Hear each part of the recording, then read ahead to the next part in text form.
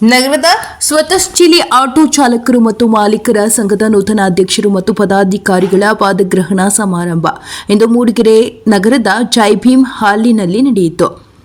ಕಾರ್ಯಕ್ರಮವನ್ನು ಉದ್ಘಾಟಿಸಿದ ನಿವೃತ್ತ ಉಪನ್ಯಾಸಕಿ ಶ್ರೀಮತಿ ಸಾವಿತ್ರಿ ಅವರು ಮಾತನಾಡಿ, ಆಟೋ ಚಾಲಕರು ಸಂಯಮ ಮತ್ತು ಜಾಗೃತೆಯಿಂದ ವಾಹನ ಚಲಾಯಿಸಬೇಕು, ವಾಹನದ ದಾಖಲಾತಿಗಳನ್ನು ಸಮರ್ಪಕವಾಗಿ ಇಟ್ಟುಕೊಳ್ಳಬೇಕು ಎಂದರು. ಆಟೋ ಚಾಲಕರ ಸಂಘದ ಮೂಡಿಗೆರೆ ತಾಲೂಕು ಗೌರವಾಧ್ಯಕ್ಷರಾದ ಅಮರನಾಥ್ ಮಾತನಾಡಿ, ಆಟೋ ಚಾಲಕರು ಸದಾ ಒಗ್ಗಟ್ಟಿನಿಂದ ಇರಬೇಕು, ಸಣ್ಣ ಪುಟ್ಟ ಭಿನ್ನಾಭಿಪ್ರಾಯಗಳು ಇದ್ರೂ ಮಾತುಕತೆ ಮೂಲಕ ಬಗೆಹರಿಸಿಕೊಳ್ಳಬೇಕು. Doctor B R. ಅಂಬೇಡ್ಕರ್ ಅವರ ಆದರ್ಶಗಳನ್ನು ಅಳವಡಿಸಿಕೊಂಡು ತಮ್ಮ ಮಕ್ಕಳನ್ನು ವಿದ್ಯಾವಂತರನ್ನಾಗಿ ಮಾಡಬೇಕು, ಸಂಘವನ್ನು ಯಶಸ್ವಿಯಾಗಿ ನಡೆಸಬೇಕು ಎಂದರು.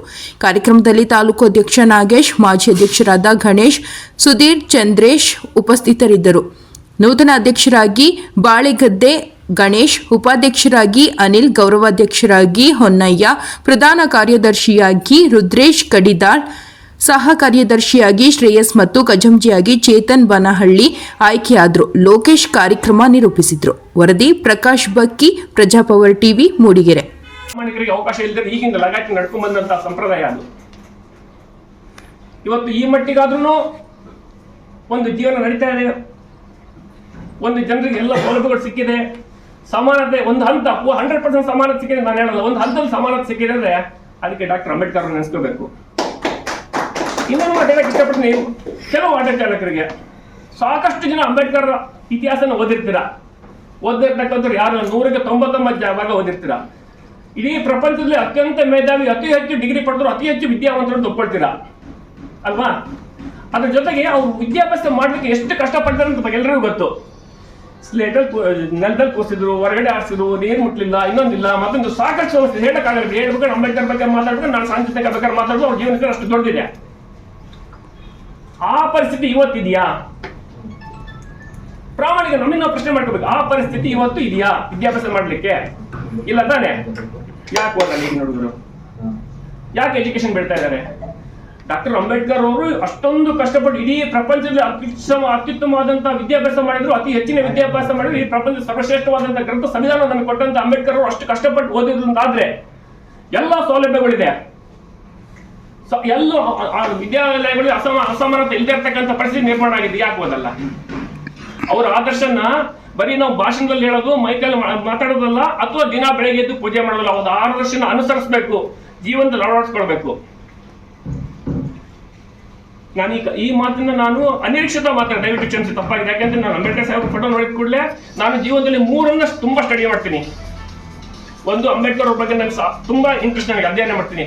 ಇನ್ನೊಂದು, ಸರಸ್ವತಿ ನದಿ ಬಗ್ಗೆ, ಉದಿವರ್ತ ನದಿ ಬಗ್ಗೆ ಅಧ್ಯಯನ ಮಾಡ್ತೀನಿ. ಇನ್ನೊಂದು, ಪ್ರಪಂಚದ 9 ಅದ್ಭುತಗಳು. ಈ 3 ವಿಷಯದ ಬಗ್ಗೆ ನಾನು ಯಾವಾಗ ಎಲ್ಲಿ ಕರೆದು ನಾನು ಮಾತಾಡೋದು, ನನಗೊಂದು ಇಂಟ್ರೆಸ್ಟಿಂಗ್ ಟಾಪಿಕ್ ಅದು. ನಿರಂತರ 3 ವಿಷಯದ ಬಗ್ಗೆ ಅಧ್ಯಯನ ಮಾಡ್ತೀನಿ, ಬಿಟ್ಟರೆ ಬಾಕಿ ಅಧ್ಯಯನ ಮಾಡಲ್ಲ. ಏನೇ ಆಗಲಿ, ಈ ಒಂದು ಕಾರ್ಯಕ್ರಮಕ್ಕೆ ಗಣೇಶರು ನಿಮಗೆ ಇವತ್ತಿನ ನೀವು ಅಧ್ಯಕ್ಷರಾಗಿರ್ತೀರಾ. ಚಂದ್ರೇಶ್ವರ್ ನಿನ್ನೆ ಬಂದ ಹೇಳ್ತೀನಿ, ನೀವು ನಾಳೆ ಕಾರ್ಯಕ್ರಮ ಮುಗಿಯೋದಂಕ ಅಧ್ಯಕ್ಷ, ನಾಳಿಂದ ಮಾಜಿ ಅಧ್ಯಕ್ಷರು ಅಂತ.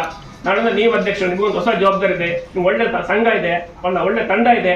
ತಂಡನ ಕಟ್ಕೊಂಡ್ಬಿಟ್ಟು ಎಲ್ಲರೂ ಸಮಸ್ಯೆಗಳು ಸಾಕಷ್ಟು ಸ್ಪಂದಿಸ್ತಾ, 100% ಸಮಸ್ಯೆಗೆ ಆಗಲ್ಲ ಬಿಡಿ, ಸಾಕಷ್ಟು ಸ್ಪಂದಿಸ್ತಾ ಎಲ್ಲರೂ ಕಷ್ಟದಲ್ಲಿ ಭಾಗವಹಿಸಿ ಒಂದು ಸಾಧ್ಯವಾದ ಸಂಘದ ಒಗ್ಗಟ್ಟನ್ನ ಜಾಸ್ತಿ ಮಾಡಿ, ಏನಾದ್ರು ಸ್ವಲ್ಪ ಭಿನ್ನಾಭಿಪ್ರಾಯಗಳಿದ್ರೆ ಅದನ್ನು ಕರೆದು ಕೂರಿಸಿ ಮಾತಾಡಿಸಿ ಬಗೆಹರಿಸಿಕೊಳ್ಳೋ ನಿಟ್ಟಿನಲ್ಲಿ ಎಲ್ಲರೂ ಒಗ್ಗಟ್ಟಾಗಿ ಹೋಗೋಣ ಅಂತ ಹೇಳ್ತಾ, ಈ ಸಂದರ್ಭದಲ್ಲಿ ನನಗೆ ಮಾತಾಡ್ಲಿಕ್ಕೆ ಅವಕಾಶ ಕೊಟ್ಟಂತ, ಈ ಸಮಾರಂಭ ನನಗೆ ಕರೆದಂತ ಎಲ್ಲ ನನ್ನ ಆಟೋ ಚಾಲಕ ಮಾಲೀಕ ಜಾಸ್ತಿ ಇರುತ್ತೆ. ಯಾವುದೇ ಆಟೋ ಚಾಲಕರಾಗಲಿ, ಟ್ಯಾಕ್ಸಿ ಆಗಲಿ, ಅಥವಾ ಮತ್ತೊಂದು ಯಾವುದೇ ಆಗಿರಲಿ, ಆ ಜವಾಬ್ದಾರಿಯನ್ನು ನಿಭಾಯಿಸುವಂಥದ್ದು ಯಾವುದೇ ಒಬ್ಬ ವಾಹನ ಚಾಲಕರ ಕರ್ತವ್ಯ ಆಗಿರ್ತದೆ. ಆದ್ದರಿಂದ ನಿಮ್ಮಲ್ಲಿ ಎಷ್ಟು ವಿನಯದಿಂದ ನಡ್ಕೊಳ್ತಿರೋ, ಸಂಯಮದಿಂದ ನಡ್ಕೊಳ್ತಿರೋ, ಅದು ಬಹಳ ಮುಖ್ಯ ಅನ್ನೋದು ನನ್ನ ಅಭಿಪ್ರಾಯ.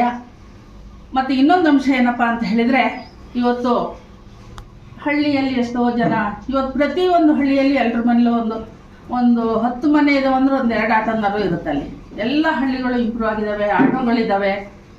ಅಲ್ಲಿ ಏನಾದರೂ ಕಷ್ಟ ಅಂದರೆ, ಅಥವಾ ವಯಸ್ಸಾದವರಿದ್ದರೆ, ಅವ್ರಿಗೆ ಏನಾದರೂ ಆರೋಗ್ಯ ಸರಿ ಇಲ್ಲ ಅಂದರೆ ನಿಮ್ಮ ಕೈಲಾದಷ್ಟು ಸಹಾಯ ಮಾಡಿ. ಹಣ ಒಂದೇ ಮಾನದಂಡ ಅಲ್ಲ, ಮಾನವೀಯತೆಯೂ ಮುಖ್ಯ ಅಂತ ಹೇಳ್ತಾ ನನಗೆ ಈ ಸಂದರ್ಭ. ಅದೇ ರೀತಿ ಏಪ್ರಿಲ್ 14 ಅಥವಾ ಡಿಸೆಂಬರ್ 29 ಅಂಬೇಡ್ಕರ್ ಕುರಿತು ಒಂದು ಕಾರ್ಯಕ್ರಮ ಹಮ್ಮಿಕೋಬೇಕಾಗುತ್ತೆ. ಸರ್ಕಾರಿ ಕಾರ್ಯಕ್ರಮ ಟೀಕೆ ಮಾಡ್ಲಿಕ್ಕೆ ಹೋಗಲ್ಲ, ಅಂಬೇಡ್ಕರ್ ಅವ್ರನ್ನ ಒಂದು ಜಾತಿ ಒಂದು ಜನಾಂಗಕ್ಕೆ ಸೀಮಿತ ಮಾಡಿರಲ್ಲ, ಇದನ್ನ ಖಂಡಿಸಬೇಕಾಗಿದೆ. ವಿಶ್ವ ಮಾನವ ಅವರು, ದೇಶದ ಪ್ರತಿಯೊಬ್ಬ ಪ್ರಜೆಗೆ ಬೇಕಾದವರು. 171 ದೇಶಗಳ ಸಂವಿಧಾನವನ್ನ ಸುದೀರ್ಘವಾಗಿ ಅಧ್ಯಯನ ಮಾಡಿ ಭಾರತಕ್ಕೆ ಇಡೀ ವಿಶ್ವದಲ್ಲಿ ಅತ್ಯುತ್ತಮವಾದ ಸಂವಿಧಾನವನ್ನು ಕೊಟ್ಟಿರ್ತಕ್ಕಂಥವ್ರು. 1956 ಬದಲು ಅವ್ರು ಇನ್ನೊಂದು 25-30 ವರ್ಷ ಬದುಕಿದ್ರೆ, ನಮ್ಮ ದೇಶದ ಪ್ರಧಾನಿ ಆಗಿದ್ರೆ ದೇಶದ ಚಿತ್ರಣ ಬದಲಾಗ್ತಾ ಇತ್ತು.